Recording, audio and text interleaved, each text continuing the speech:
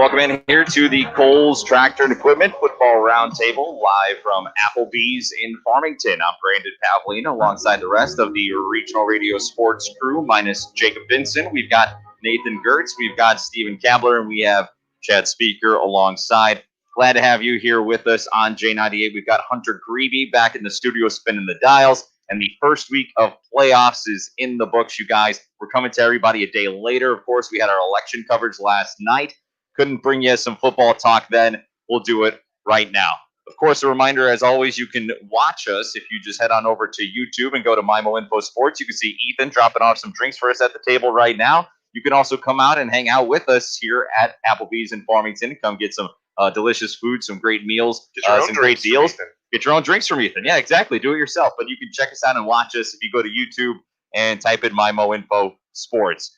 So, guys, first week of the playoffs in the books. Any overall thoughts? I mean, I know that we're a day removed from where we're usually talking about it, and election coverage obviously was a lot last night. And so maybe this was at the back of our minds and not quite at the forefront. But when you think back on the week that was, obviously I know my game was bonkers. The first half, they scored 8 touchdowns, St. Genevieve and Dexter, in the first half. And it was just an absolutely crazy, crazy game. But for you guys, any takeaways or any thoughts on the week that was before we dive into our broadcast games?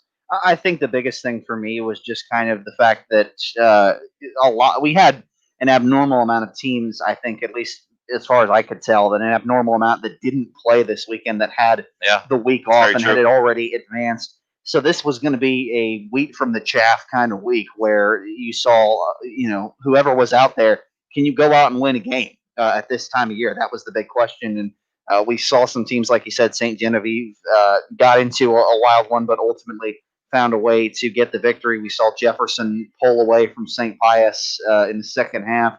And on the flip side, there were teams like Potosi that unfortunately, despite having really good seasons, couldn't put it together at this time. Such is what this time of year is, so much that everything can come to such a quick end. All it takes is one loss when your season is on the line. And Nathan, as you touched on, obviously we had DeSoto and also Hillsborough advancing due to forfeit, so they were not in action, even though they did advance. And then on top of that, you had Valley Catholic, Central, Festus, and Seckman, all who had first-round byes. So 6 teams in total from our area who were off this week. I believe that means that we only had 5 teams who won on Friday night because we've only got 10 or 11 remaining. So not a lot of success for our teams, but the teams that are remaining have a really good shot to make some runs here down the stretch. But obviously the forfeit for Perryville is tough. Give a shout out to the Pirates. So they battled through an up and down season. Blaine Boss is obviously a great coach. I know they were young this year, and we'll look to see the Pirates bounce back next year. But obviously tough to lose your season due to quarantine this time of year. But Chad, what were some of your takeaways from the week? When the postseason hits, I'm all about the brackets. I mean, like NCAA tournament, I'm figuring, okay, they could meet here, and so I'm always looking ahead once the postseason hits, and so I certainly was concentrated on my game, but I'm always looking ahead at what the matchups are going to be. So I'm thinking, hey, St. Genevieve wins. We know they're a very much improved team over the beginning of the year, but they got Kennett, so how much improved are they? Valley and St. Mary's, to me, is a monumental matchup. I think that's going to be a wonderful game. Farmington has Seckman, a couple of running teams. The clock's just going to melt that whole thing. And I don't care whether it was a bye or not. I'm calling it a winning streak for DeSoto. And I'm glad that Chris Johnson is on the air with us tonight. Yeah, we're going to be joined by the DeSoto Dragons and Chris Johnson. They're going to be hopping on as, yes, they do get their first win of the season in week 9. They followed that up by getting a forfeit against the Cape Central team that we thought they would have had a really good chance against either way, playing good football in the final week of the regular season. But they get the automatic win, of course. And now they take on a Festus team that they played really well, at least for the first half when they faced in the regular season. But we'll get into all that. As we said, we'll talk to Chris Johnson and some players from the DeSoto Dragons later on. But let's get into some of those broadcast games. And while some of them were lopsided, certainly, as could be expected in week 1 of the high school football playoffs, because a lot of high seeds taking on some lower seeds. In my game that I had on J98, Dexter and St. Genevieve at St. Gen was an absolute high-flying and high-scoring game that was made for one of the most entertaining matchups of the year, at least ones that I've called on regional radio. St. Gen, they pulled away late to topple the Dexter Bearcats.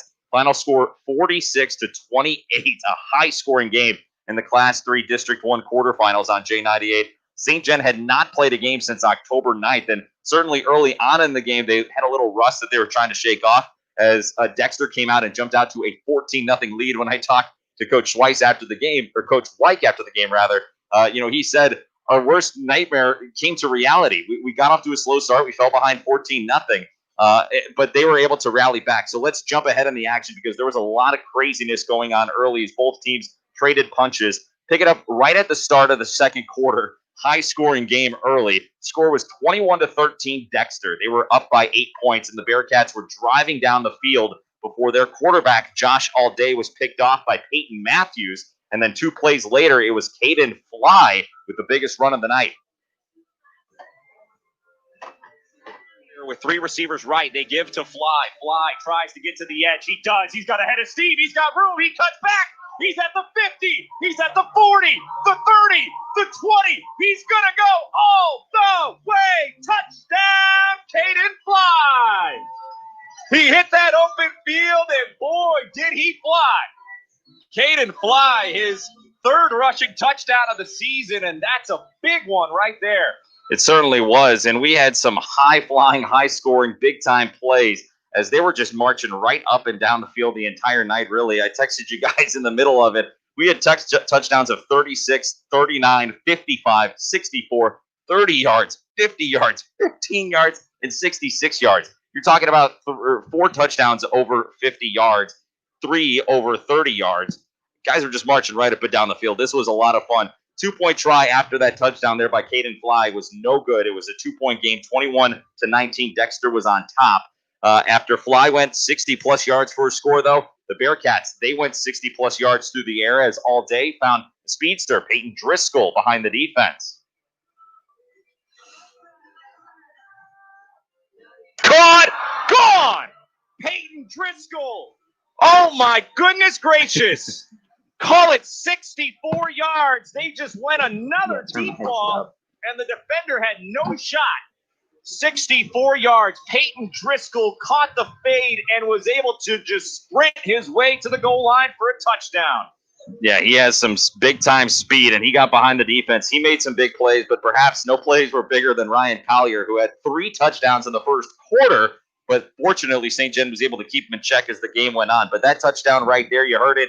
It was the last score of the, or rather, that was Peyton Driscoll putting Dexter back up by 2 scores, 28-19, as they went up by 9 late in the first half. But not surprisingly, with the up and down half that we had, St. John, they had an answer after a great kickoff return. Aiden Boyer connected with Zach Boyer up the seam to tighten the score before the break.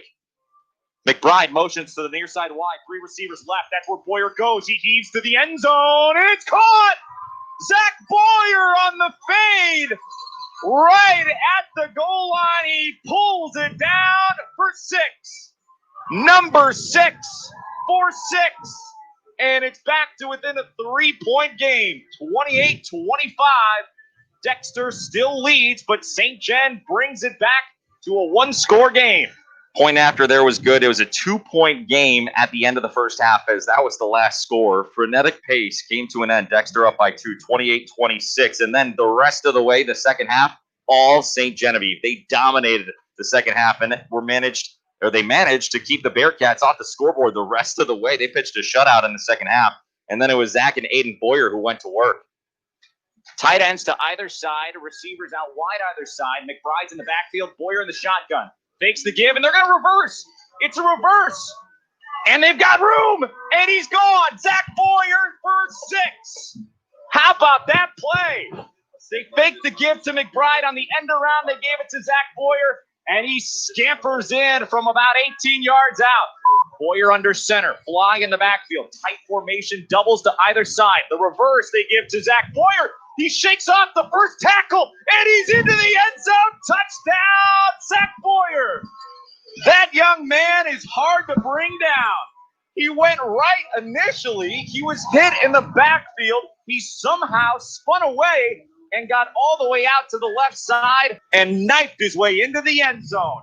2 backs with their hands in the dirt. Boyer under center. He fakes the give, tries to keep it himself. He dives. He's into the end zone. Touchdown. Aiden Boyer, his second rushing touchdown of the night. That one from 2 yards out. And with that, should put a bookend on this game. 45-28 as St. John goes up by 17 with the extra point pending. PAT was good, and that was it. 3 scores in the second half for St. John to Dexter's 0. And the Dragons pulled away for the 46-28 win. Zach Boyer was the Applebee's of Farmington player of the game as he finished with 6 carries, 83 yards, 3 touchdowns on the ground. He also was lethal out of the backfield, 4 catches, 58 yards, and a touchdown. Aiden Boyer, the quarterback, great night for him too. 10 of 14 for 111 yards, a touchdown, and an interception through the air. He also had 10 carries, 72 yards, and a touchdown on the ground. After the game, St. John head coach Ken Wyke says he was proud of the way his team overcame a slow start. Biggest fear came late. We came out real slow, real timid. Looked like we haven't played in a couple of weeks, which, give them credit. They came out hard, and they jumped us and made some big plays early on. And, I told our kids afterwards, we're proud of the way they came back. And because we spotted them a bunch, and kids hung in there and just kept coming back. And the second half kind of settled down and played pretty well. Yeah, they certainly did. They played really well in the second half. Obviously, 3 scores to none, and that's how you put a team away. But Ryan Collier was a problem in that game. I said it a handful of times. He was awfully impressive, but I was really impressed by St. Genevieve's grit and will to fight back into that game, overcome a 2-touchdown deficit, a 2-score deficit multiple times, and somehow managed to pull away with a win after they hadn't played for 21 full calendar days prior to that. It was really a microcosm of their whole season, Brandon. Yeah. I mean, their season started out kind of slow. Now they played some great teams, and we've been over that. But then they started to build some steam, and they did that all in one game this time. Yeah, seriously. Well, it really helps whenever you've got someone like Zach Boyer. I swear, every time he touches the ball, he scored a touchdown. Yeah, he's electric. I saw him in one game when they played Potosi earlier this season. He had his first 2 carries. He went for long touchdowns, and it was just like, you said he had 6 carries and 3 touchdowns on the ground, 4 receptions and a touchdown. Like, every time he touches the ball, he's in the end zone. It's great to have that on your squad. Yeah, 10 touches for him in the ball game, 4 touchdowns for Zach Boyer. So, yeah, a scoring machine, and he was chomping up yards, too. This was a fun one, flatly. I mean, it was a lot of fun. If you want to go check out the broadcast of it, you can go find it on mymoinfo.com. The St. Genevieve Dragons, they're 4-4, but now they find another one of those big-time tests. We talked about the matchups that they had early on in the season.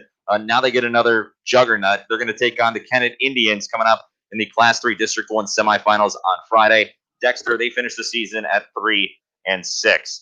Let's jump over and talk about Chad Speaker's game on AM 800 KREI. This one a more lopsided game as Farmington put it on Oakville 42-6 in the first round of the Class 5 District 1 playoffs at Hal Memorial Stadium. And the Knights, well, they dominated this one thanks to, of course, their grounded pound game that they love to use as they scored touchdowns on 6 of their first 8 possessions. That's pretty impressive. I mean, sounds like they could not be stopped when they were getting the ball. 6 of 8 possessions is all they got. In a Farmington game, you don't get a lot of possessions. I say 8 possessions, not much, but I'll tell you what, when you're converting 6 of 8, going 75% of the time, you'll take that every day of the week. So good game for them. 1,300-yard rusher, Braden Botkin, having himself a great season. He got the Knights on the board first with a 1-yard run, but the Knights went outside the tackles more often in this one with Carter Barnes, as he was able to bolt in for a pair of touchdowns on back-to-back carries. Barnes goes in motion, and it's a keeper once again. Now a pitch to Barnes. Beautiful block, and Barnes stomped his way into the end zone. A kick-out block by Cook gave him the wide avenue to get in there. And the touchdown goes for 8 yards. Farmington, this will give them the short field. And it'll be a keeper by Files now, a late pitch in Barnes. And another beautiful block, this time by Westbrook. And Barnes goes the distance again. A 24-yard touchdown run. Carter Barnes takes it in.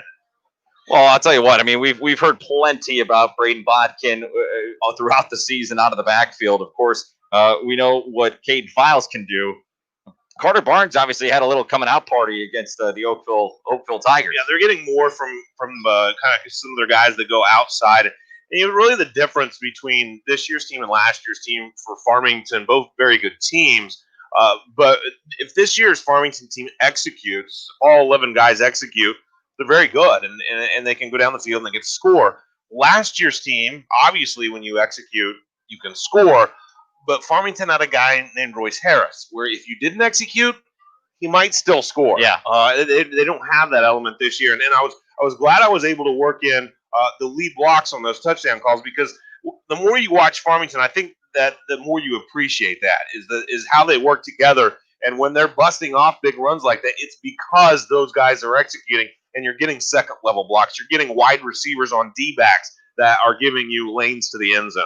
Everything has to work in flux and in complete, conjunction when you're running that option offense. The mesh point has to be right. The blocking scheme has to be right. Everyone has to be on the same page. So, of course, the communication at a high level there for Farmington. And not only that, I mean, if you're talking about them having the ability to add in some outside running elements to what they like to do as opposed to going north and south a little bit, I think you kind of confuse some defenses here, and they might need to start doing that here over the next couple of games when the matchups get a little bit tougher. But let's get back into it. So obviously a couple of nice scores for Carter Barnes in this one. But Caden Files, as I said, we've heard plenty from him. He ran one in with less than a half a minute to go in the second quarter. That put Farmington on top 28-0 at the break. So they were pretty much in command from the jump. Oakville was able to find some traction in the third quarter, though, as they soaked up 11 minutes and 51 seconds of the 12-minute quarter. So Oakville able to actually take away most of the clock in the third despite trailing by 4 touchdowns. Maybe not the smartest strategy on the offensive side. You probably want to try to be a little more aggressive than that, but able to bleed down the quarter there in the third. But that allowed Farmington only one play in the frame. But, of course, that's all they needed to start running the clock. Cook goes in motion. They give us a Botkin. He goes off tackle. He's got a block. Now he's to the 40, and I don't think they're going to catch him. To the 30, to the 20, to the 10. Braden Botkin, 55 yards. The senior fullback rips off the big one and gets into the end zone. Now for the 13th time on the season.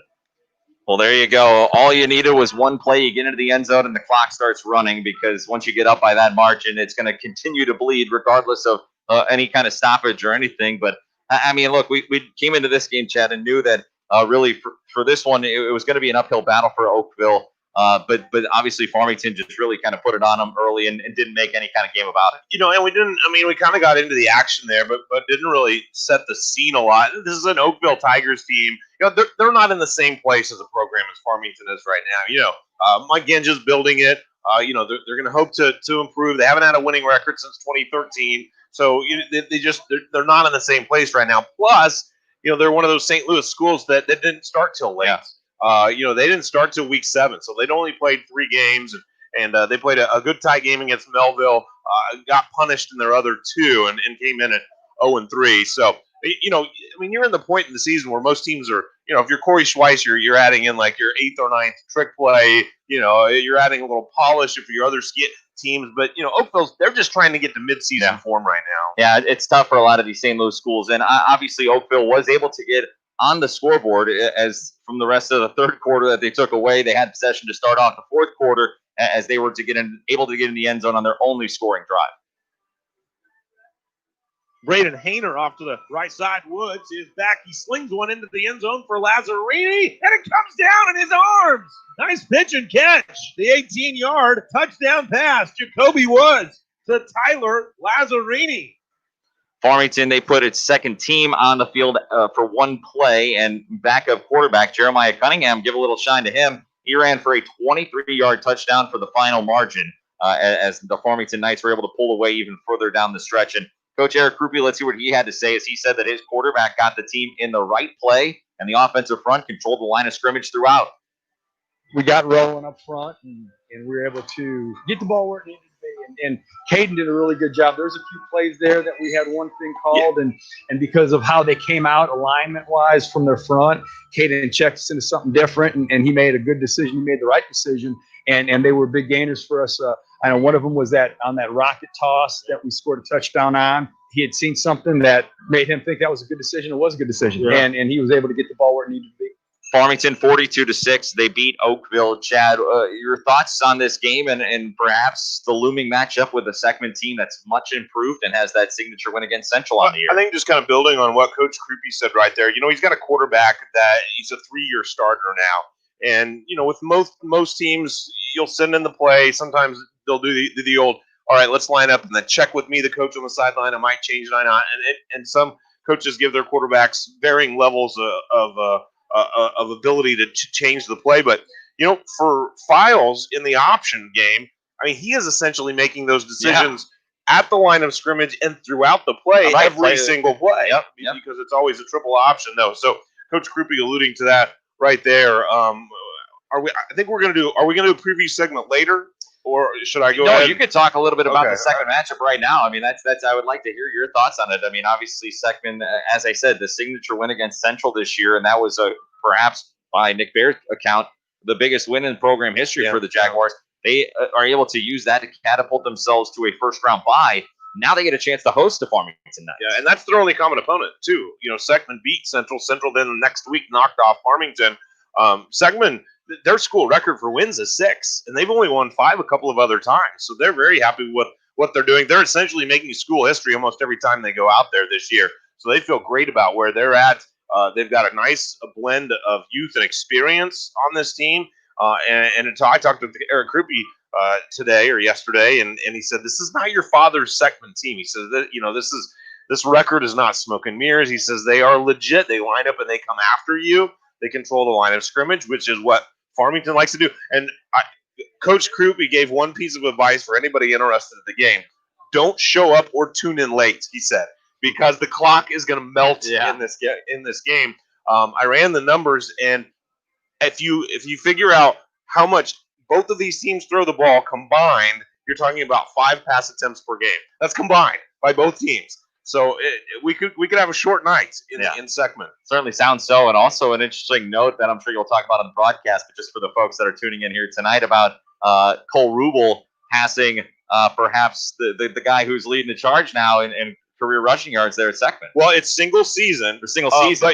But Nick Baer actually was 3rd in single season rushing yards. He had 1,368 of them in 2006. Rubel has now passed him for 3rd on that list at 1,556. And Rubel is he's just 19 yards away from 2nd place. Now 1st place, Tyler Fisher. He's also on the coaching staff for Seckman, and so Rubel maybe it's 1966, so he's got a. Yeah. But you know what? He put up 400 against Central, that's so very true. That's what he would need there. One other note, I think, on Oakville, which I want to applaud Misha for this, and I didn't even realize that this was a wrinkle in some of the rules, is that Mike Genge, the Oakville Tigers head coach, had told me, he said, you can actually continue to play football up to the date of the state championship game as long as you don't play more than 10 games in a year. So Oakville, their season, you would think, well, it's come to an end in the playoffs, right? Actually, they're going to play a Parkway school. They're going to play a Webster Groves school. And as some of those St. Louis schools lose up in the city, they're actually going to get together and play a few games. And I just think that's great for the kids. It gives them a chance to play some more games. If they lose, maybe they win their last one, even if they've lost in the playoffs. But I applaud that wrinkle in the rules there for Misha. No, absolutely, I'm right there with you. It's very cool for them to have that opportunity to continue playing games down the stretch. But we got to take a timeout. When we come back, we will talk about our game that was heard on AM 1400. Jeff Steven had something that he wanted to get in there at the end. Yeah, I did. I just wanted to ask if we're still doing transitive property. Yeah, you can only slightly do trade, because that way you're talking about me. Seckman already wins.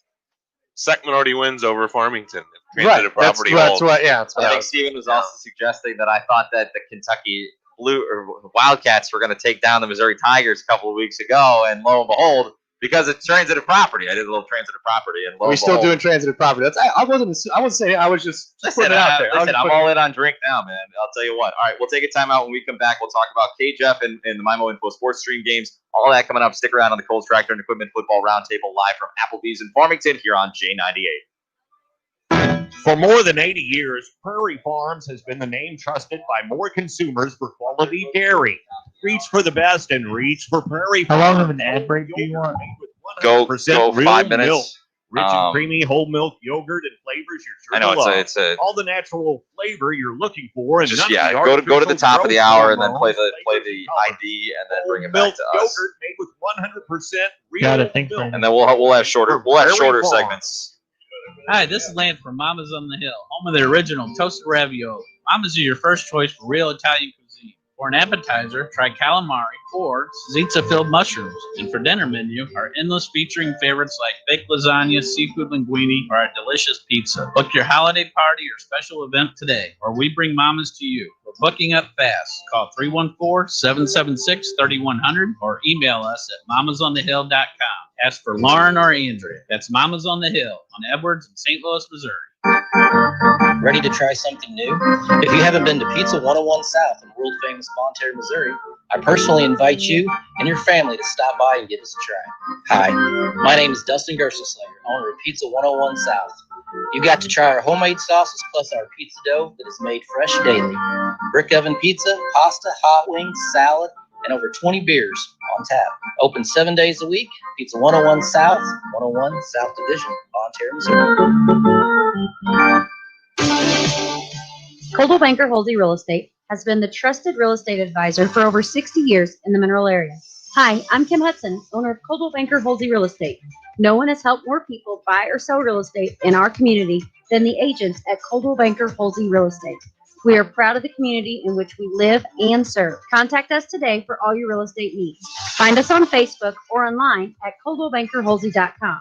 Coldwell Banker Holsey, we would love to be your realtor. Gilster Mary Lee is now looking for owner-operators with their own authority and insurance to pull Gilster trailers round trip from their plants in southeast Missouri to thousands of locations across America. Weekly dependable settlements with a fuel card for significant discounts at the pump. Toll and scale devices are also available if needed. Everything is dry freight on 53-foot vans. Paid downtime and no-touch freight. You will support a private fleet for strictly round-trip lanes. Call Mike Welker at 800-851-5371, extension 3246. Cozy Memorial Chapel has been serving Farmington and the surrounding communities since 1864. Their commitment of service to the community is deeply rooted in Missouri history and is the foundation for everything they do today. John Cozine is proud to be the fourth generation to operate Cozine Memorial Chapel and is proud to support Farmington High School. Cozine Memorial Chapel, serving families for generations at 217 West Columbia Street in Farmington. Fleets Equipment was founded as a family-owned and operated business where it remains to this day. Known best for selling exceptional equipment such as Case IH, Massey Ferguson, Hustler, Rumir, Cub Cadet, Spartan, Kuhn, and many more. Fleets Equipment is a proven company with certified technicians and customer service where you're more than just a number. Our certified technicians can diagnose, troubleshoot, repair, and maintain your equipment. Not just one color, but every color. Even if you don't purchase your equipment here, we can provide you with the best service available and the largest selection of parts. As the months turn colder, it's time to service your equipment from the summer and fall. Winterize your equipment and tune up any equipment that you need over the winter, also for the spring. We do that here, and we do it well. If you're in the market for a new compact tractor, new blades, whatever the need, see us here at Fleets Equipment. Make us your first stop. Fleets Equipment, Highway 32 in St. Genevieve, and on the Outer Service Road in Leadington. Online 24/7 at Fleegs.com. Fleets Equipment, let our family serve your family. Cleaning chemicals, disinfectants, and paper products are just a few of the items available from C&C Suppliers in Farmington. I'm Cheryl Sneed, owner of C&C Suppliers, a janitorial and food service supplier for commercial and residential use. We carry cleaning products, disposable food containers, gloves, sanitizers, disinfectants, face masks, shields, paper products, and so much more. Find C&C Suppliers on Facebook or stop by our location on Flat River Road in Farmington. Fall is here and winter is on its way. This is Andy from Gifford Coming Lumber back Company.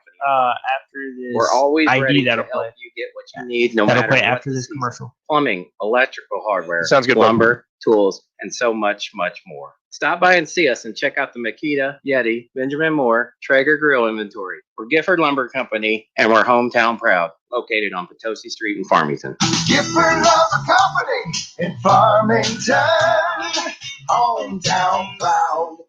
KTJJ Farmington, Festus, Crystal City, St. Genevieve. J98 Boost.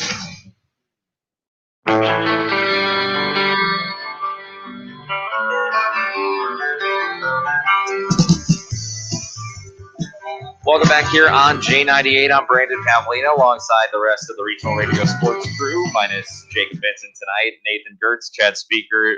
We've got Steven Kabler behind the computer dials, and we've got Hunter Greavy back at the station dials. Again, as always, you can check us out and watch us if you go on YouTube and go to MIMO Info Sports. That's MYMOINFO Sports. You can also check it out if you go to MIMOinfo.com. A little more complicated process. It's still easy, but I can just direct you right to YouTube, and you can go right there, although we always love when you go check out our stuff at MIMOinfo.com. let's get back into the football action because Nathan Gertz, he had himself a game, a one-sided game, that is, as he had Jefferson taking on St. Pius. And, of course, for Jefferson, they were waiting a full year to try to get a chance for redemption against their crosstown football rivals in St. Pius because obviously they had a St. Pius. They came calling. Oh, let's try that again. These two teams were supposed to play earlier this season, obviously, right? They were supposed to play in the regular season as they typically do, but of course, COVID threw a wrench into the season for the Jefferson Blue Jays throughout. So these two teams had not faced off. But when St. Pius finally had a chance to line up across from Jefferson, they took full advantage as they cruised to a 33-0 win over St. Pius in the Class 2 District 1 playoffs. So Jefferson taking advantage of their opportunity on AM 1400. KJF Nathan was on the call. 33-0 shutout. I got to imagine Coach loved the defense, but the offense for Jefferson, it struggled for much of the first half, and then the Blue Jay defense held St. Pius down just as well. And then it was senior Dylan Schnitzler who made the Serenity Hospice Care play of the game on defense. Here's second down, rolling out Smith, looking to throw down the field. It's picked off. Dylan Schnitzler steps in front of it and has room down the sideline. Inside the 20, gets a block inside the 15, lowers his shoulder inside the 10, and drags guys from the 5, close to the pylon. Now the signal, touchdown Jefferson. Dylan Schnitzler comes up with a pick. Jefferson almost had one in the first drive. That one Schnitzler hangs on to and runs back nearly 30 yards for the score. The Blue Jays have doubled up their lead to 13-0 with 5.5 left in the first quarter. So obviously it finished one-sided, but it sounds like early on, pretty tightly contested game.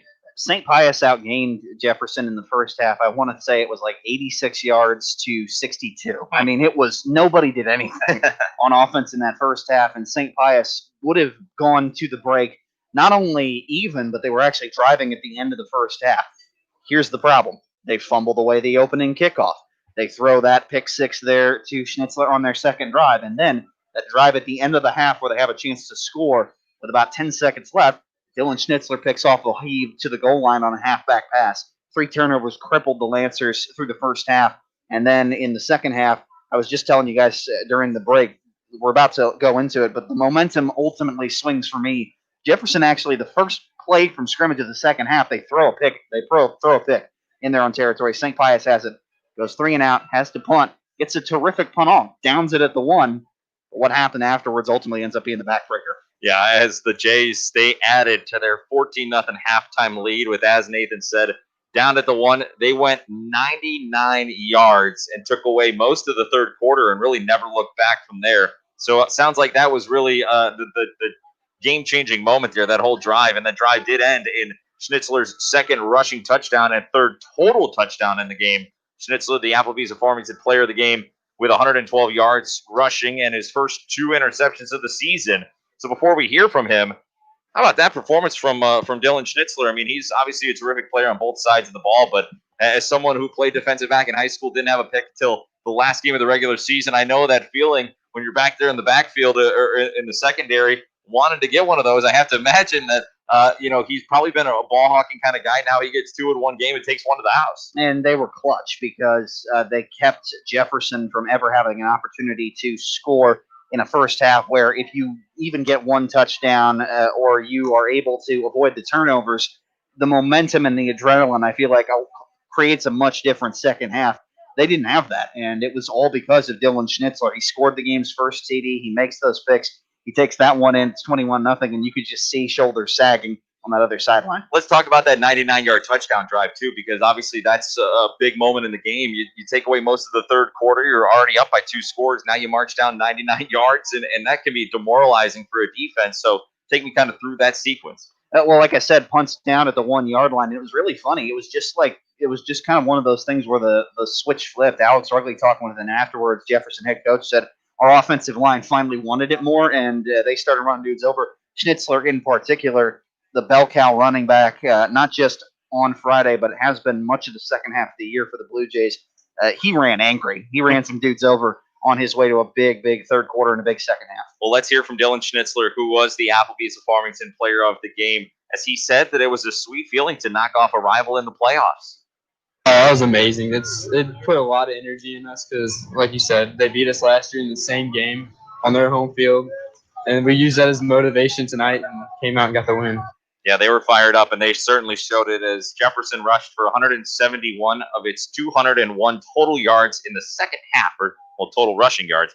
I'll tell you what, that's impressive. 170 in the second half. That's good stuff. And Blue Jays head coach Alex Rugley, he said Schnitzler, like most of his team, they had put in the work to finish this game strong. He sold out during the quarantine and everything like that in the weight room. He's got 20 pounds of great body weight that he's added since last year. And you saw the way he was running and hitting holes and just running with a sense of purpose. It was awesome. And to see him play the defensive side of the ball that he did tonight, it was fantastic. So I'm really proud of Dylan Schnitzler. He deserves everything that he's getting right now. Not sure if he's referencing in just like the mid-season quarantine. Maybe he is, but even still, I mean, if you could take advantage of that time away from the field, we talked a lot about it throughout the season as a negative, as an opportunity away from the field, away from your teammates.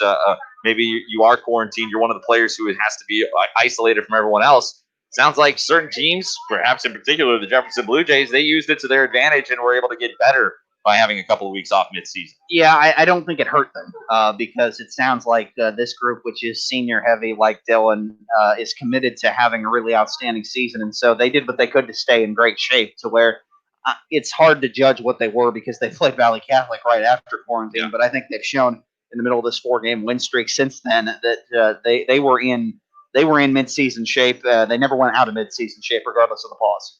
So St. Pius, they finished the season 3-7, their record, and on the other side, Jefferson now 6-2.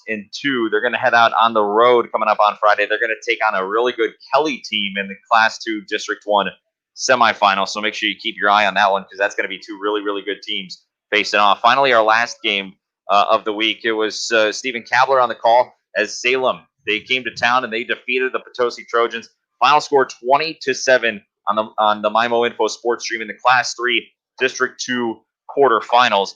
All season, Stephen, Salem relied heavily on their running back, Caden Camden.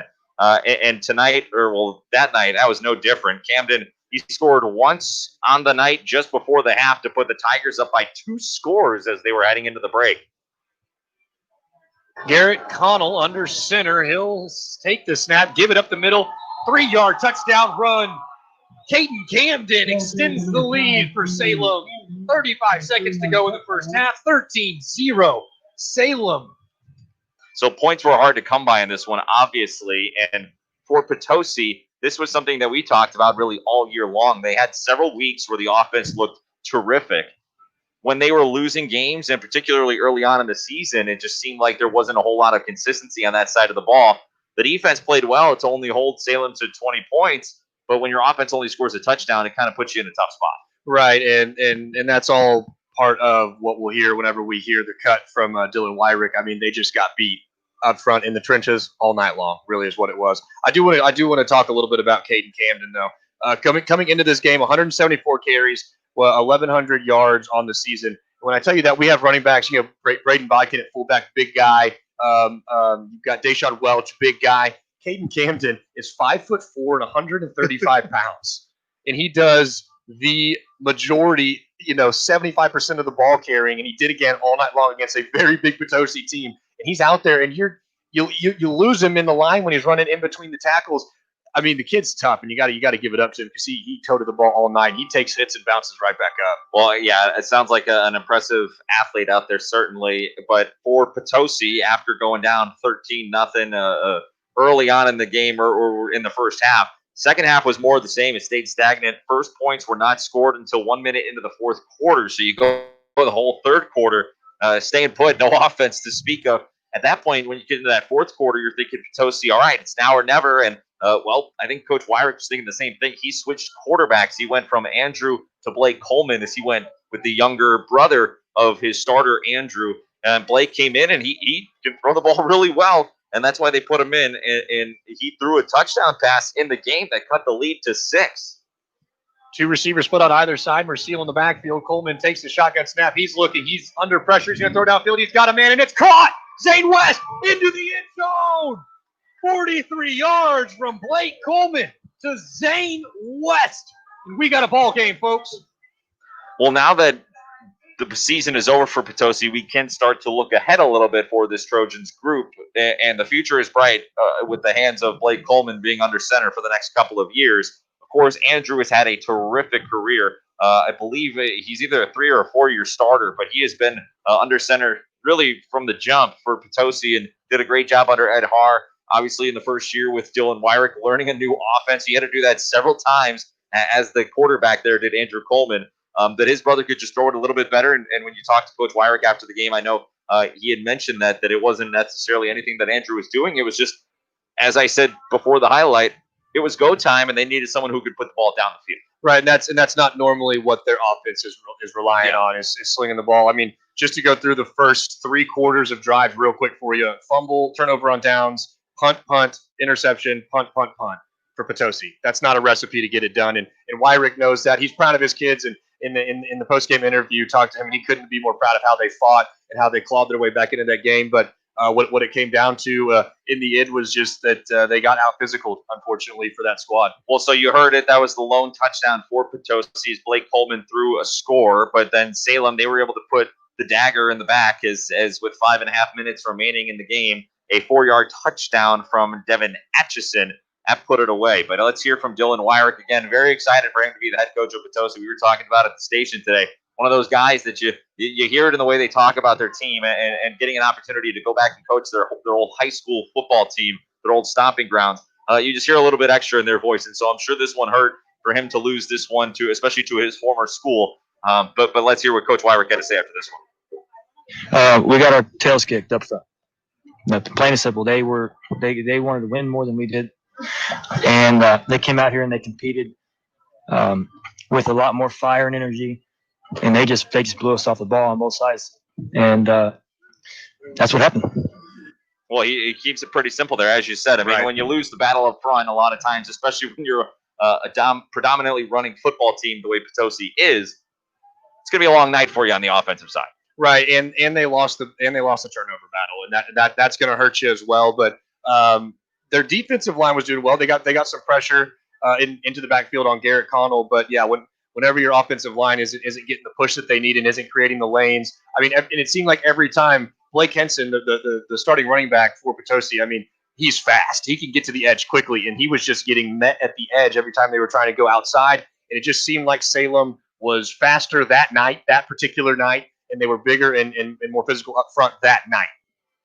Well, so obviously a tough way to end the season for Potosi, but as you said, the future is certainly bright with Blake Coleman coming back as the starting quarterback likely for the foreseeable future. And Dylan Wyrick, of course, now will be entering his second season at the helm of the program. So looking forward to seeing what Potosi can do in the future. But they lose, and their season comes to an end at 5-5. Salem 6-4. They're playing St. Clair in the Class 3 District 2 semifinals next week.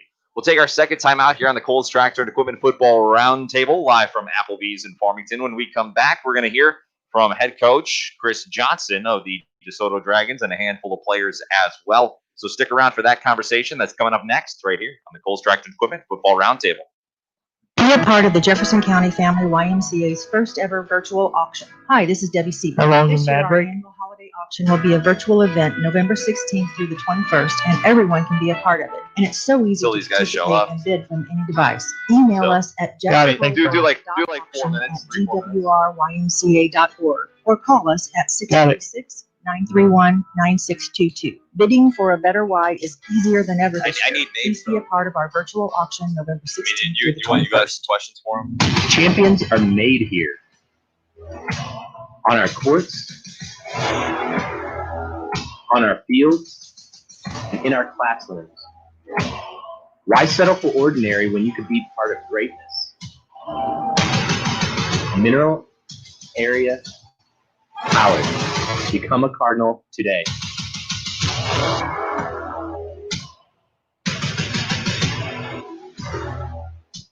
Make it a great family night at Applebee's Bar and Grill in Farmington. Hi, my name is Amy Cousins, General Manager of your local store. Maybe start out with a couple of appetizers. Boneless wings, onion rings, mozzarella sticks, spinach artichoke dip, chicken quesadilla. There's so much to choose from. Let the kids pick from the kids menu, then for yourself, choose one of our favorites. Steaks, ribs, seafood, pasta, we have it all. Go to Applebee's.com for the full menu and look for our happy hour prices. Doing good in the neighborhood, Applebee's Bar and Grill in Farmington. Hi, this is Jan. Thanks for calling Toyota. Hi, Jan. I heard Toyotathon is on. It sure is. We've got great year-end deals on Camry, RAV4, Tundra, Highlander, and more. Do you hear that? That would be my mom. I'm home for the holidays, and apparently she's still eavesdropping on my calls like she used to. Oh, what was that again about year-end deals? Mom. Oh, I'm sorry, honey. Okay. And did I mention every new Toyota comes with Toyota Care, our 2-year or 25,000-mile maintenance plan? It's happening again. Dad, hang up the phone. Toyotathon is on now. Come in today. Tell your mom. Current offers end November 30th. Toyotathon ends January 4th. Toyota Care covers normal factory scheduled service for 2 years or 25,000 miles, whichever occurs first. See your participating dealer for details. Toyota, let's go places. See Twin City Toyota, I-55 at the Herculaneum Auto Mall exit, or visit them online at twincitytoyota.com. For more than 80 years, Prairie Farms has been the name trusted by more consumers for quality dairy. Reach for the best and reach for Prairie Farms whole yogurt made with 100% real milk. Rich and creamy whole milk yogurt and flavors you're sure to love. All the natural flavor you're looking for and none of the artificial growth hormones, flavors, and colors. Whole milk yogurt made with 100% real milk. Only from Prairie Farms. When life changes, Do you mind if I come where back can to you get this? the health care that you or your loved in a one minute. needs? Try Presbyterian Manor, where we consider you So family. that's who it Being is. a member of our family means having a skilled, Yes. compassionate team, Yes. making sure you live your best life. Call 573-756-6768 today and schedule a visit to see why the community voted us the best independent living, best assisted living, and best skilled nursing community in the Parkland area.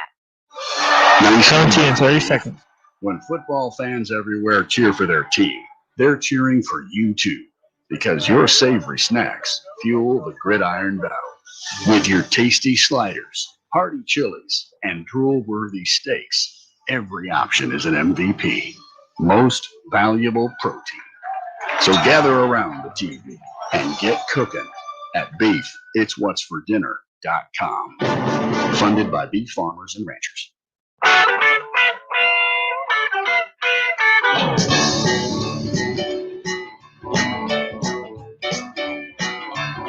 Coles Tractor and Equipment Football Roundtable on J98 live from Applebee's in Farmington. I'm Nathan Gertz. That's Brandon Pavlina writing things in very big letters for me because I'm blind. I appreciate that. Chad Speaker and Stephen Kapler here with us as well. And we have some very special guests joining us here. We're going to be talking with the DeSoto Dragons, their head coach, Chris Johnson. Also got a couple of their seniors, Ethan Rising, Dominic Punjani, Will Rector, and Levi Fisher. Fellas, thanks for joining us here tonight. All right, thanks for having us.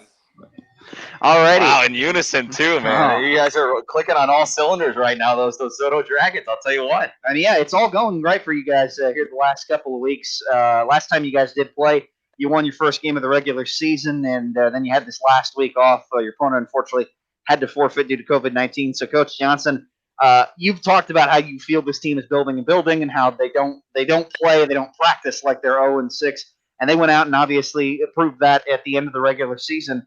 That said, what are the things you think you did a little different in that Potosi game that you've been telling them here over the course of 2 weeks of preparation? Now they'll have to carry over as we head into the rest of the playoffs. I think a lot of it just came down to, us just getting better every week, and it was a matter of time before we were able to really put a good, complete game together where, we didn't really turn the ball over at all. We executed up front. When you have so many young guys, it's just going to take a little bit of time. But I think that made the biggest difference was just us continuing to just get better, and finally we're able to kind of put it all out there, and they played a great game. Coach, I know that you talk about, you just get better incrementally, but we all kind of looked at that Festus game as a game that maybe you took a leap forward. I know you didn't win, but was that a game that kind of helped reaffirm your belief that says, hey, this team's headed the right direction here? Yeah, we were getting ready to. I really think we were about to take off. Right after the Festus game, basically all those guys you see plus about another 15 got quarantined. So it was definitely a shock. It was frustrating because I felt exactly like you felt, like coming out of that Festus game that we definitely were playing some really good football. So to lose the next 2 weeks, we lost our homecoming game. against Hillsboro. I'm sorry, let me start again. We lost our game against Windsor, and then what was going to be our Hillsboro game. Correct me if I'm no, after very loud. After losing those two games in a row and then having to come back and play like that, I mean, Yeah, it certainly feels like it was an unfortunate bump in the road, but even though you didn't get wins, it felt like there was a lot of momentum going into the end of the season. I want to chat with your senior QB, Ethan Rising. And Ethan, I'm sort of curious. You guys came back this year, your senior class, and you knew that you were going to be young on the offensive and defensive lines. It was going to be a learning experience. Now that we've wrapped up a full season and you guys got a win to wrap it up, how far do you feel like you guys have come up front? I really feel like we've came a long way. First week at camp, I mean, Coach Johnson pulled me to the side and asked me how I felt about all the young guys coming up. And at first, I mean, obviously, I wasn't sure how I felt about it, but they've really stuck to the game plan every single week, and they just keep battling. And that's all you can ask for. And they've really shown out the past few weeks, and I'm very proud of them. Dominic Punjani, you've had a tremendous senior season, and you tend to run angry anyways. But I know that when you went out and had that performance that you did against Potosi, I imagine it was really great that you were running angry like always, and then all of a sudden the holes opened up, and that allowed you to have the biggest game of the season that you've had. Yeah, it was pretty good. It was just more of, I think our linemen started clicking together. Like as the season went on, they did good individually, but they just never came together as a whole. And then as that game went on, I think they just started together, and then things just started to work out better, and the whole started opening up. We're talking with the DeSoto Dragons head coach Chris Johnson. A couple of his seniors are our guests here on the Coles Tractor and Equipment Football Roundtable. I want to flip to the defensive side of the ball, and Will Rector, who's been an outstanding linebacker the last couple seasons for DeSoto. You guys probably had your best defensive game at the end of the regular season, and I know you want to carry that over into the playoffs. What do you think you were doing well against Potosi? I think, like, same thing with offense. Our defense just started clicking. We got Caleb Coleman back, and it just really helps us out a lot. And, like, our defensive line going off, like, Drew Hewitt, he had game life that Friday. And I feel like continue playing good D will win the football game. Levi Fisher, I know you got a chance to catch passes from Breyer the last couple of years, and that was a lot of fun. And this year, obviously, you're playing with a guy in Ethan that you're familiar with at that quarterback position, and you're playing with a lot of guys you're familiar with on defense. But when you compare kind of the fast start you guys got off to last year and how you were contending in conference play to how things went this year, what did you tell yourself midway through the season to say, hey, it's going to be okay, we're going to hit a run, and we're going to make sure that we're going to be able to compete at the end of the year like you are right now? Well, going into practice, I mean, every day we came into practice going hard, having good practices, and I was just like, just get ready. We're going to figure it out, and we're going to be dangerous. That's what I kept telling myself, and that's what I kept telling the guys, and it worked out as you saw against Potosi. Let's go ahead and then jump ahead and talk about the matchup that these DeSoto Dragons are going to have with the Festus Tigers coming up here in the Class 4 District 1 semifinals, a game that we'll have on AM 1400 KGF. Coach, like you said, it felt like it all finally started to come together in that one. How much, though, do you take away from that first meeting with Festus going into this one?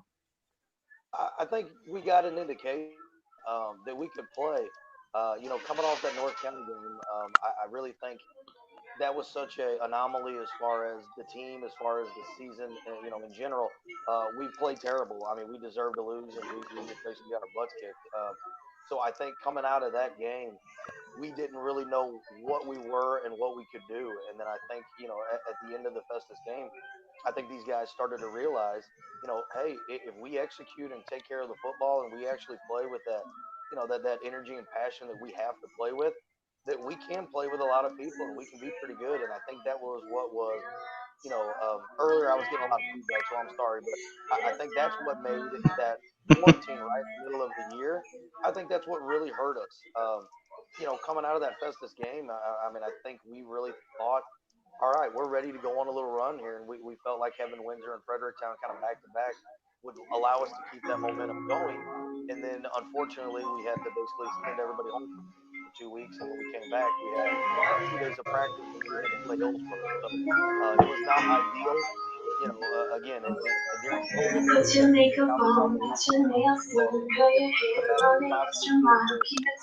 I really feel like coming out of this, playing really well, we have to. If we play like that and we can do the right things, I feel like we can do I will say it felt like you guys acquitted yourself pretty well in that Hillsborough game when you went back out there, and so it seems like things are really headed in the right direction since that. And I want to reset the stage for people about that Festus game. It was 7-0 midway through the third quarter, and you guys are driving. And Dominic, unfortunately, that's the moment that you suffered that injury, that you had to be carted off the field in the middle of what was a terrific night for you. And after that happens, you guys had a failed fourth down conversion, and they turned around and scored to make it a 2-score game. Has it kind of, for you, Dominic, been, I don't want to say it's personal, there's a vendetta or anything like that, but is the amped up and the boiling aspect of the excitement up to like an 11 for you to get a second shot at Festus and get to play a full game? Yeah, I think it's pretty exciting. I mean, the first game, I had a lot of yards, but then all we did was really run the ball. And I feel like this game I can really show like that I can finish the game and do a lot better and score some more touchdowns, put some points up on the board. Ethan, you guys did start to move the football a little bit, throwing it in that second half. So I know you probably feel excited about your opportunities, but I imagine it's the same sort of song about how well you played them the first go around, how you feel like you could take them for a full 4 quarters if something like the Dominic injury doesn't happen this go around. Yeah, I really feel like if Dom doesn't go down, that was just complete mood swing and complete change of the game. But going into this second round with them, I truly thought we could play a full 4 quarters, put the ball on the ground, put it in the air, do whatever we got to do to come out on top in the football game. Will Rector, as somebody who plays at that not just linebacker spot, but middle linebacker spot a lot, you have to be kind of that eyes on the field and coach for the rest of your defense. That first look at that Festus offense, they love to throw it deep, and they're going to look a little different this time running the football, but they still try to beat you with the read option game now running the football. What are the big things you're worried about defensively this week against Festus? Honestly, I feel like if we just stop the run, that's like the main thing. If we stop Rickerman from running back from running the ball, then we just have to keep throwing the ball. And as long as we get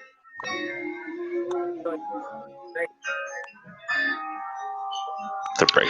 Levi Fisher, also one of those seniors there, and we appreciate all those guys being with us. Levi, if you can hear me, I am kind of curious. You guys beat Festus last season during the regular season, and then this is a game that, like I said, was heading towards being a real good one. Is it one of those things where, you're not only in the district semifinals, but also you couldn't have a better opponent because you won an opportunity to change the history that's been there for a long time of Festus being kind of big brother? Yeah, for sure. And we played Festus, we were all talking about it, and we played Festus the past 3 years in district. And we're hoping senior year we can come out and change what it's been the past 2 years. Well, we certainly hope we get a good 4-quarter football game. Coach Johnson, I'll just sort of wrap with this. What's going to be that final message then before you even just get out there for warm-ups on Friday night?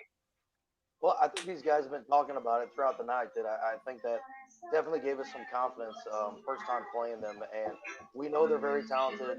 There's a reason that they're I guess in a way ranked, and they're the number 1 team in the district. They won the conference. I mean, we're not shortchanging them whatsoever. But I also think that where we were at that point, where we're at now, I do feel like we can put a good game plan together, and if we go out there and do the things that we did last time and play with that physicality and play with that sense of urgency, and basically have things go our way.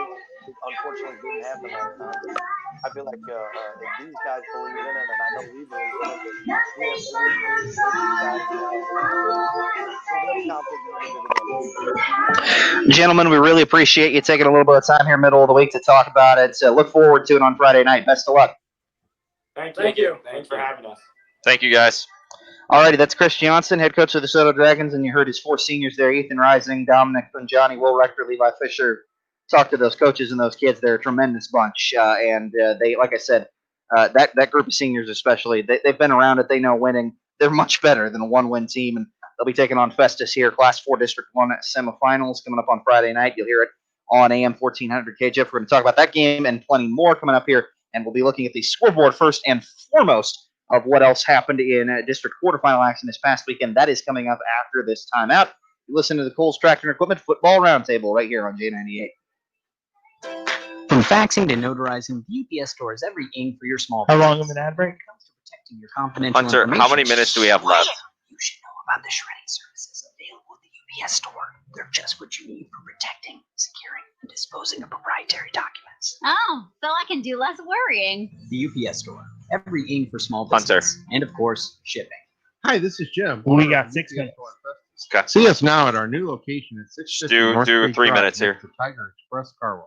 Add the taste of fresh produce to your table with the staff at Richard's Produce and Festus. Missouri-grown fruits and vegetables bursting with flavor from apples, strawberries, and blackberries to seasonal vegetables to complete your next meal. Decorate your home with pumpkins, corn stalks, gourds, and straw to give it the feel of the season. For farm fresh produce any time of the year, stop by Richard's Produce just off Veterans Highway on North Creek Drive. Just look for the red barn. Richard's Produce. Great people, great prices, and a great place to shop. Join them on Facebook for more information. Parkland Health Mart Pharmacy wants to remind you that it's time to consider your Medicare Part D signups for the coming year.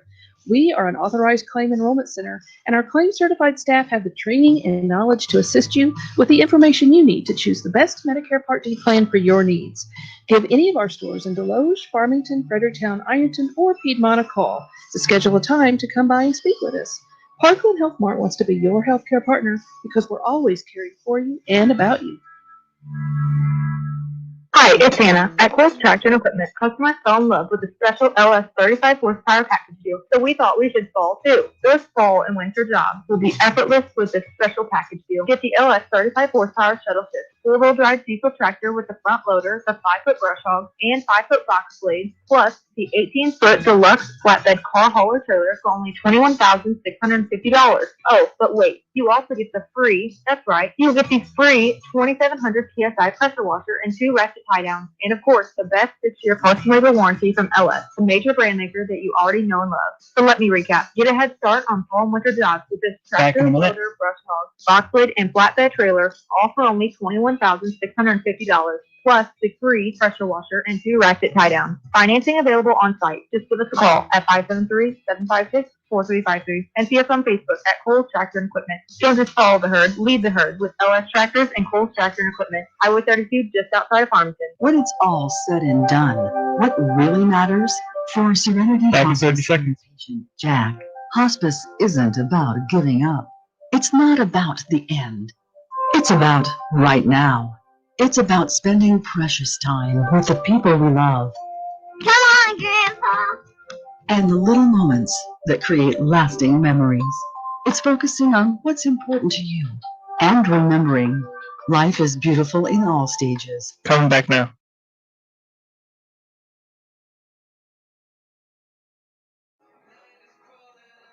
Hey folks, Mark Toby here from our friends Chris and Jamie at Patsy's Furniture in Park Hills, and they really are my I didn't know friends. if anyone was there. No one was responding. And trust me, if you've been to the store, you know the selection's out of this world. But it goes beyond that. It's about dealing with people you can trust. Gotcha, man. Sorry, I didn't know. You're good. You're good, buddy. No worries. No Yeah, worries. believe It's me, my fault that's too. just Chad what was you'll get pointing at at me. I Patsy's was waiting for Furniture. the music. That's why all my furniture comes from Patsy's, just off Highway 67 at the Parkway Drive exit. You'll love to shop at Patsy's. It's not just a slogan, it's what they do. And tell them J98 sent you.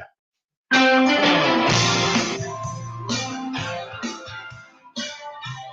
back here on the Coles Tractor and Equipment Football Roundtable, live from Applebee's in Farmington. I'm Brandon Pavlina. Glad to have you alongside. Nathan Gertz here, Chad Speaker. We've also got Stephen Kabler, and back at the station, Hunter Greeby, bringing you all the sounds here from Applebee's in Farmington. Steven's on the site, so you can go ahead and watch us if you head on over to YouTube and check out Mimo Info Sports. Great conversation Nathan just had, we all did really, with the DeSoto Dragons football team. Really appreciate Ethan Rising, Dominic Punjani, Will Rector, Levi Fisher, and of course head coach Chris Johnson for joining us here on the program. Let's go back and look at the week that was the first week of district quarterfinals this past Friday in football.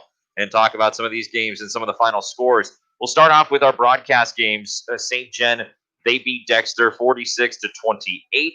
Farmington beat Oakville 42-6. Jefferson, they beat St. Pius 33-0. And then Salem, they beat Potosi 20-7. Now looking at the rest of the games going from the smaller classes up to the bigger classes. Let's start in Class 1, District 1. St. Vincent, they got a big win, 47-6 over Chaffee. And St. Vincent head coach Tim Schumer, he says it was a successful game all around. The way they lined up, we were able to find some room on the ground and run the ball with some success tonight. And I think we were over 200 yards rushing and had 4 running backs over 50 yards. So they had their chance, and they made the most of it. So that was the first one in Class 1, District 1. St. Vincent, big win, of course. Coach Schumer pleased with his team's performance there. Also in Class 1, District 1, Thayer, they beat Crystal City 46-6. Thayer, of course, one of the top teams in the class. So a tough matchup there for the Crystal City Hornets as their season comes to an end. Moving on up, Class 2, District 2, Cuba, they beat Grandview handily 55-0. Grandview, though, again, coming off this season, one of their best in program history, and obviously after a couple of years ago being not even playing high school or varsity football, long way to go, or long way have these Eagles come over a very short amount of time under Dave Dallas, and so tip of the cap to Grandview and the way that they played here in 2020, but they lose to Cuba 55-0.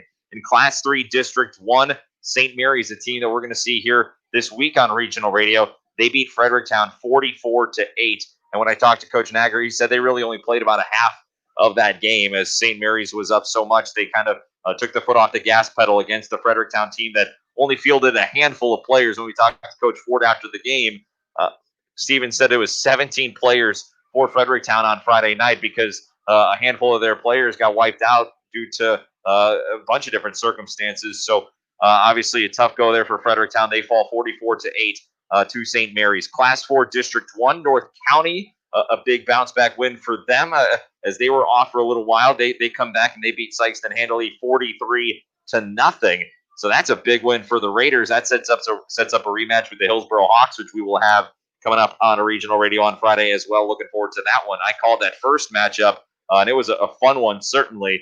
Moving on down, Class 4, District 2, the Windsor Owls, they fall as Pacific beat Windsor 44-28. Got to give a big shout out to Derek Williams and his career coming to an end, at least on the football side for the Windsor Owls. But what a terrific athlete he has been for that Owls team and really put up some terrific numbers and really has helped to lead this program. Granted, he was out for most of last year due to an injury, but what a career that Derek Williams has had with the Windsor Owls. Yeah, he's one of the best that you'll find carrying the football, turned into a really solid passer as well the last couple of seasons. And so moving on down, Class 6, District 1, we had 2 games there. Fox, they beat Vianney 42-0. And, of course, Brent Tinker, after the game, he'll tell us what his thoughts were. Well, they started really fast is the most important thing. Our goal tonight was to go in and just probably make less mental errors and just play fast. So that's pretty much what they did offensively, defensively. Started fast and never really took the foot off the pedal. Kind of executed the game plan pretty darn well. I'm very proud of them right now. Well, hard to be disappointed with a 42-0 win. So Fox, they advance. Of course, the 1 seed there in Class 6, District 1. Also in that same district, Northwest, their season comes to an end, but another terrific year for that Lions program under Coach Tenyus. They fall to Lafayette, though, 37-19 as Lafayette Wildwood. They beat Northwest in the Class 6 district semifinal or quarterfinals, excuse me. Also, we did have one weekend game, a Saturday game in Class 3, District 3. Priory, they beat Herculaneum 56-0. So Herculaneum and the Black Cats, their season comes to an end. As we talked about earlier, we had a couple of forfeits in Class 4, District 1. Cape Central forfeited DeSoto, the beneficiary there. They advance. Perryville also forced to forfeit. That's a tongue twister. And so Hillsboro, their opponent there, they advance. Hillsboro taking on North County, DeSoto taking on Festus, 2 games that we will have coverage of. Class 4, District 1, having a bunch of our teams in there. And then a handful of byes, Valley Catholic, Central Festus, and Seckman. But first week of districts is in the books. A lot of seasons coming to an end across the state, half of them to be exact. depending on how many teams we're playing here this fall. But let's look at some big winners from around our area in the first week of districts. And Chad, we'll start with you. What are your thoughts on who our big winners were from this week? Big winners. I mean, St. John. I mean, everybody. If you're surviving and advancing, you're pretty happy. But like putting you on the spot to pick one. Like what St. Genevieve did. It just seems like they're a team that it continues its improvement. Really curious to see if that continues into their Kennet matchup, because that's going to be such a difficult matchup for them. So I think I'll go with St. John. Nathan, what are your thoughts? I am going to play a little bit of Homer and go with the Fox Warriors. They got bumped all the way up to the biggest of the big boys in Class 6 this year. And I think that they made their statement on how good they are by holding on at Ladue in the final week of regular season. But to follow that up by just drubbing a program in Vianney, not necessarily known as a powerhouse, but they're a Class 6 school. They've had success in the past. I think Brent Tinker's team is just in an absolute groove right now. And once they found out that they were no longer occupying a district with Jackson, who they've been prepping all offseason for, they were prepping to be a top team in the state. They said, hey, let's not stop. Let's keep it rolling. Well, so, an impressive win for them. Steven, your big winner. I'm going to go with Tim Schumer and the St. Vincent Indians, man. They come out there, really impressive showing, 47-6 over Chaffee. And they're just rolling right now, man. Offense is clicking. Everything looks good. And I think they have a really good chance to continue making this run for them. Well, that's who I was going to go with, too. St. Vincent, obviously, they lost in Week 9 to Jefferson. Wondering how they would respond coming into the first week of the playoffs. Of course, taking on a Chaffee team that is having a down season here. But St. Vincent was my big winner as well. Also, of course, give a shout-out to North County, 43-0. You pitch a shutout against the Sykeston team that's played some teams around the area. A couple of weeks off for North County, too. They come back and put on that kind of performance. No rust needed to shake off for them, as they looked good to go from the jump. So the Raiders will also get a tip of the cap from me. Nathan, did you have a thought there? I was just going to say, 2 weeks off and you win 43-zip. Similar story to what St. Genevieve was going through. It's 2 weeks of the regular season, but when you break it down, it's 21 calendar days that they had not played a football game, and that's a long time to go. It's 3 weeks essentially from the last time you were under those Friday night lights. So it's certainly for North County, no problem for them. They came out, they're rearing and ready to go, and when they've won games, they've scored a lot of points. Now they're taking on a Hillsborough team that they scored points against, but not enough when they met during the regular season. So looking forward to seeing how that one plays out. And we'll dive into some of those matchups coming up next. We're going to take our final timeout and then come back and wrap this one up as we will recap or rather look ahead. Not recap at all. We're just going to preview. That's what we do. We look ahead to next week and take a preview of some of the action. So stay right there on the Kohl's Tractor and Equipment Football Roundtable live from Applebee's in Farmington. We'll be back in a moment on J98.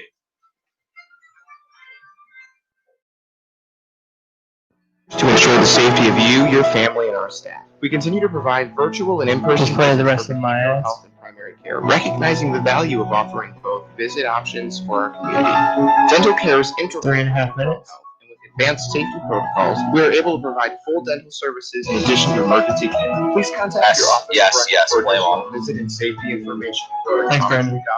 Welcome to the Comtree family tree. And then just let me know. Purchasing a hot tub is one of the best decisions you can make for you and your family. Hi, I'm Megan Osbar, manager of Home Pools and Spas in Ludington. There is nothing more rejuvenating than stepping into your own spa, transcending into luxurious and therapeutic relaxation. If you are considering purchasing a hot tub, I invite you to stop in and see what we can do for you. We are Home Pools and Spas on the outer road just south of Ludington. Home is where the fun, everybody's going home. Pool and spa. Whatever your educational goals are, you can achieve them at Jefferson College. With caring faculty, convenient locations, and award-winning academic programs, your future is Jefferson College's focus. To learn more, call 636-797-3000 or visit jeffco.edu for a complete list of degrees and programs. Enroll now. For higher education, for higher expectations, Jefferson College, and you. Hi, this is Brad Smith at Lucas Smith Crisis Center, your local home of the no bull deal. The word local, you've heard the phrase shop local, buy local, but do you really think exactly what that means? When you shop here at Lucas Smith, you put your trust in the hands of all of my employees who also eat, play, work, live, and shop local. Jefferson County is their home too. Why drive for miles when you can buy what's right here in your backyard. All we ask of Luke Smith Chrysler is to give us a chance to earn your business. Please shop local. And remember, Lucas Smith Chrysler Center in Festus. Mario's Italia serves the best Italian food in the area. Pizza, pastas, calzones, strombolis, salads, and sub sandwiches, all with huge, large portions and the freshest ingredients. You've got to try the Meat Lovers Pizza. That is my favorite. Get Mario's full menu online at mariositalia.com. You'll be satisfied with all the choices Mario's has to offer. Dine in, call it in, or have it delivered. Mario's will even cater your next special event. Open 7 days a week. Mario's Italia, located in the factory at the corner of 1st and A Streets in downtown Farmington. Coming back in a minute. This is Dr. Karen Melton at Hearing Care Partners. We hope you don't miss a single thing this sports season. Stop by for a free hearing screening so you'll hear every play and the person sitting right next to you. One of the best parts of the game is chatting with old friends and making new ones. We wish all our local players a safe and healthy sports season. It's Hearing Care Partners. Find us online at hearingcarepartners.com. Are you in the market to buy or refinance a home? Hi, Paul Hale here with New Era Bank. And at New Era Bank, we make all of our loan decisions locally. And once the loan is closed, you'll make your payments locally. Therefore, if you ever have an issue with your loan, we're here to help. Our trusted loan officers can help you navigate the sometimes complicated process of home financing. Visit any of our branches today or our website at www.newerabank.com for more information about buying a home. New Era Bank, member FDIC, equal housing lender.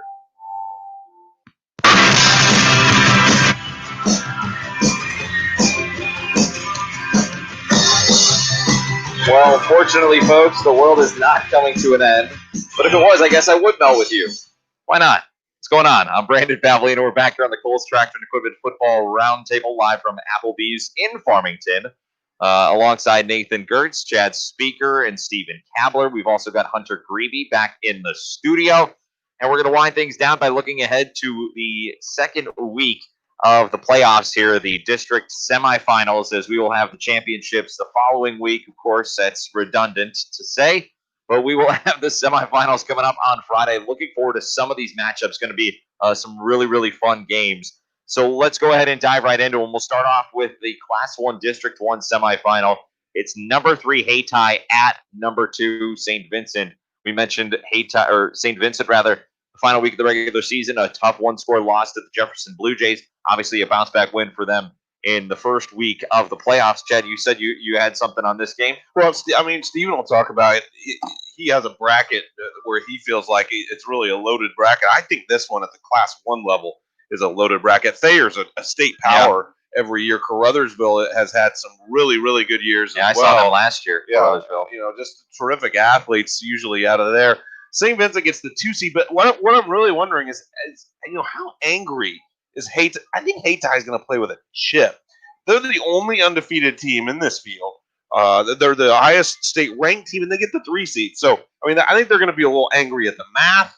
They got to go on the road, and I just can't help but think for a team that hasn't lost, that put up 82 points in their first district game, maybe they feel a little bit disrespected. I think that St. Vincent is playing well, like Steven said, but I think they're going to have to play really well in this matchup. And for all the dominating they did last season as part of a defensive state championship, they got to district championship night and promptly got run over by Valley Catholic. So I would agree. This is a team that's played angry all year, honestly. Yeah, and we saw that game, of course, on regional radio. Nathan and I had that one. But, yeah, this is going to be a fun one, certainly. Class 1, District 1, Hayti at St. Vincent.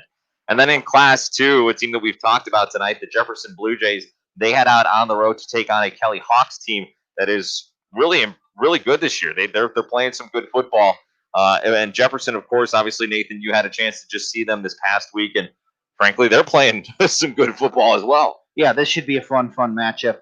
No doubt. Alex Orgley, talking with him afterwards, says he believes that his team's got an opportunity to win this, and he thinks if they can do that, they got an opportunity to win the very next week in the district championship game. So, Class 2 District 1, it sounds like by the coaches' estimations, is also kind of wide open. Yeah, so we'll see how that one shakes out, but that should be certainly a fun one. Jefferson at Kelly, 2 really good teams. That's where we get at this point of the season. That's the best part about playoff football in our area. Moving on down, Class 3 District 1, St. Jen is on the road after their big win against the Dexter Bearcats. They now take on the number 1 seed in that district, Kennett.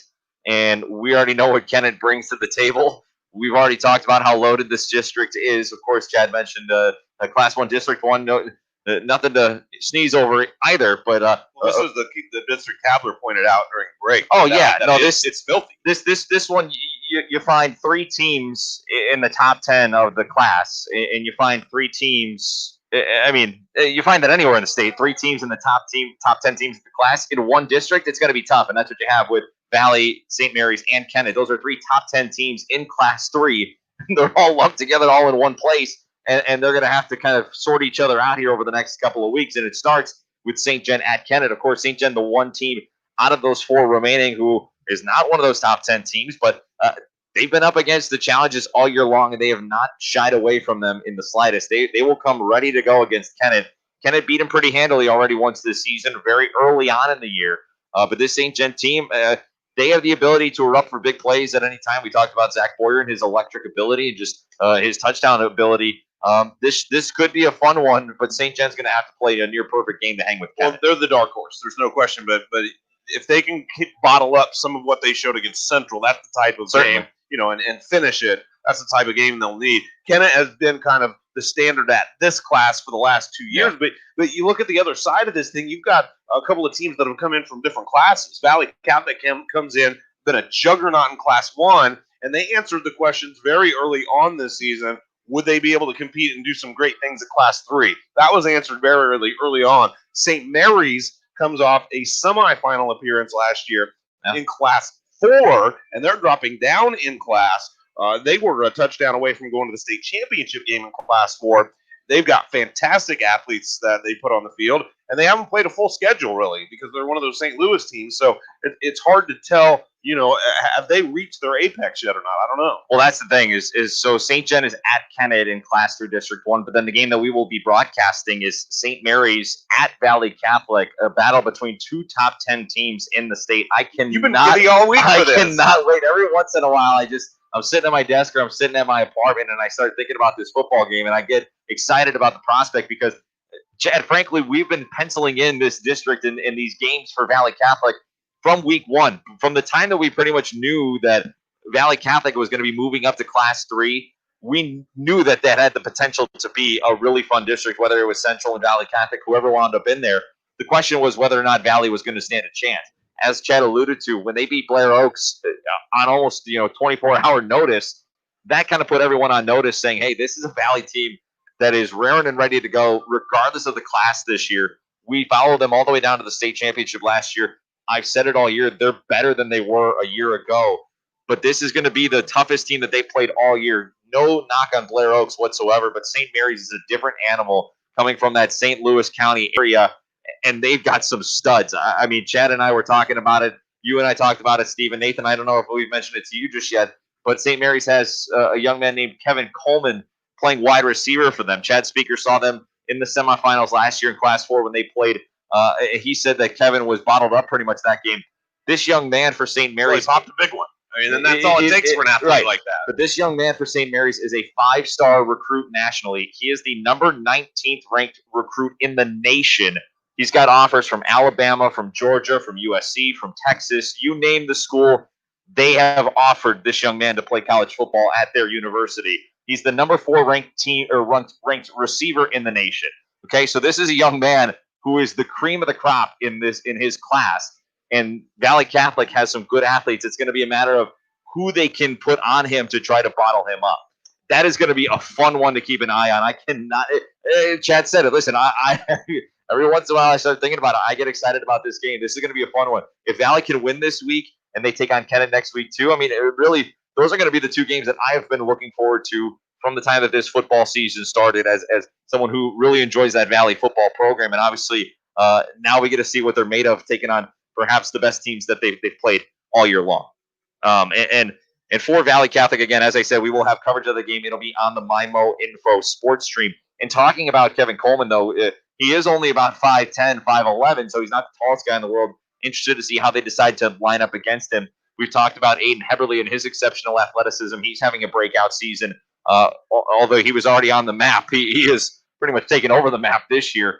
That young man is big, and he is fast. And I think that if there's going to be a good chance for anybody to slow down Kevin Coleman, it is the 6'2", 6'3", 190-pound, and 4 or 5 running Aiden Heberly out there. So we'll see how that goes, but that's going to be a fun one. I need a towel. We got to mop you down. I'm excited for this game, man. That was a soliloquy. He is. I mean, yeah. We may just need to. I cannot wait, man. This is going to be fun. If you're hoping for hot country nights, you may not get it tonight. Now Brandon listen, may still be going. I will tell you that game is going to be a lot of fun. The other game that we were tilting and leaning towards trying to decide whether or not we were going to go out and call as well is the game in Class 3 District 2, Cardinal Ritter at Central. That is going to be an absolute juggernaut fest as well. I mean, that's Cardinal Ritter. We know what they're capable of, and Central is a team on a mission this year. Cardinals coming in ranked 5 in that district, but that's just due to a lack of games being played. When we talked to Coach Schleiss, I mean, he said, Chad, I think you had a chance to talk to him not too long ago. He said, it's quite the consolation prize to get a chance to get a bye in your district, and then you got Cardinal Ritter waiting for you. Well, and Ritter was the 5 seed, and Owensville was the 4 seed, but Coach Schleiss didn't blink. He knew what was coming. Right.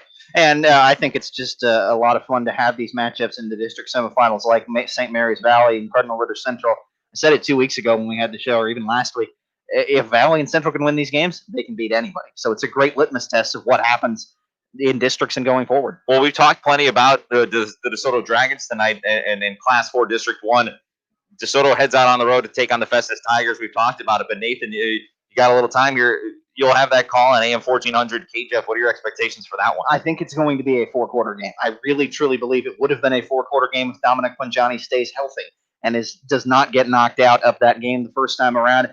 And that's the thing I'm curious to see. Is Festus going to take it to somebody and just sucker punch them and run them out of the building for the first time against somebody that wasn't non-conference opposition?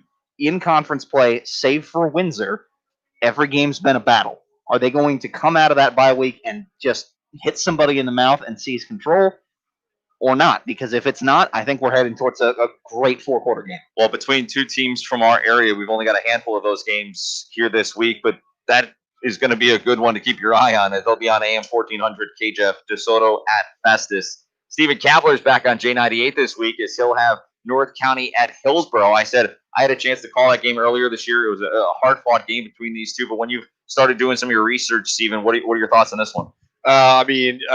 This game's going to come down to who has improved this season, who's gotten better, who's been in the weight room, who's used their time who's used their time off, and I really think it's just going to come down to execution and who's gotten better. 33-14, I think the first time around. A couple of those Hillsborough scores come late to pull away. I feel like that's another one that goes 4 quarters. North County, every time I've seen them this year, great team. And they showed that even last week, after 3 full weeks of not being out there on a Friday night, they were ready to go. They put up 40-plus points. And we've seen North County at their best this year. It's when they're putting up 35, 40-plus points a game. Yeah, Brian Jones knows what he's doing, and his kids just show up every week and just play great ball. And so then a couple more games on the docket.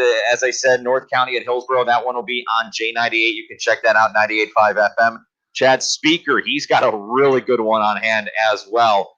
Farmington travels. They're on the road at Seckman here on Friday. The number 3 seed Farmington, the number 2 seed Seckman. These two were flipped for pretty much the whole way down the stretch until finally Seckman upends Central and gets that signature win. Farmington then loses to Central.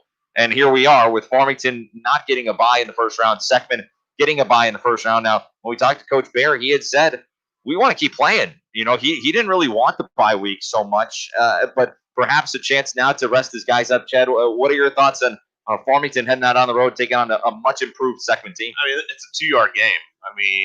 Seckman's 1 yard on their line of the ball. Farmington's 1 yard on their line of the ball in the neutral zone. Who controls that territory wins the game. Seckman has a big, strong offensive line. You know where the ball's going. Rubel, 10 guys are going to be blocking for him. Farmington last year made a concerted effort to get more speed along their fronts, offensive and defensive. If Seckman can put the Farmington defensive line on roller skates, they'll win. For Farmington, they've got to finish drives. They have been able to go up and down the field, but in the last 3 or 4 weeks, they've had trouble finishing. Those are the 2 factors this one hinges on.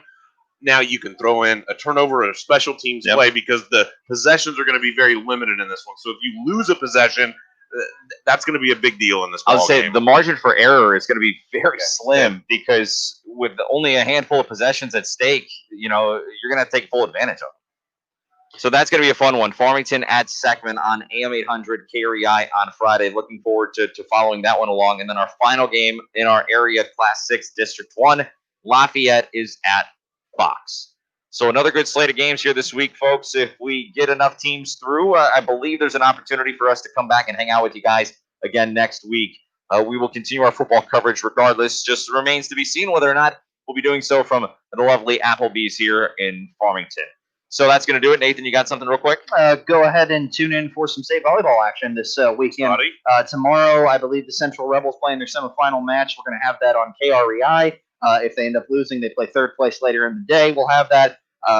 Unfortunately, because of football, we can't be there during the day on Friday for Valley Catholic and Lesterville, who are down there, but we will cover their trophy games on Saturday. I think Mimo Info Sports Nope, KREI. everything's on J98. Oh, that'll be on J98. So tomorrow, Chad will have the call of Central down at the Final Four. They play their first match at 9 a.m. in the morning. So it'll be on 8:45 is when our coverage will begin on AM 800 KREI. Chad Speaker will be on the call for Central's first game. If Central loses, they play immediately after, for the third place game. If Central wins, they then play Friday morning at 9 o'clock for the state championship. We will have coverage of that game if Central gets there. That'll be on J98 again. 8:45 coverage begins. The first serve will be at 9 Friday morning. And then on Saturday, it's all up in the air depending on how Valley Catholic and Lesterville shake out. I recommend going to our story online. Go to our broadcast schedule on our website, mimoinfo.com. I've got it all broken down there, all four possibilities, Valley and Lesterville both winning, Valley winning, Lesterville losing, the whole 9 yards. I got it all broken down so you can go and figure it out there, but we got to get out of here for the time being. So Nathan Gertz, Chad Speaker, Stephen Kabler, I'm Brandon Pavlina, Hunter Greeby back in the studio. Thank you to everybody for tuning in, hanging out with us. Any parting shots, gentlemen? And we are good to go. We'll head on out of here. A big thanks, as always, to Greg and Christy Cole and Cole's Tractor and Equipment for sponsoring the roundtable. Big thanks to Amy Cousins and the entire wonderful staff here at Applebee's in Farmington for sponsoring and hosting the roundtable. And, of course, a thanks to the listener, you, for tuning in, hanging out with us. And I'll tell you, stay strong out there, folks. We're going to get through this whole thing together. Be patient. It's going to be a crazy week, but we're going to have some football at the end of it to look forward to, and that's always a plus. For Chad Speaker, Jacob Vincent, Stephen Kabler, Nathan Gertz, I'm Brandon Pavlina. Be good, folks, and please, when you can, wear a mask.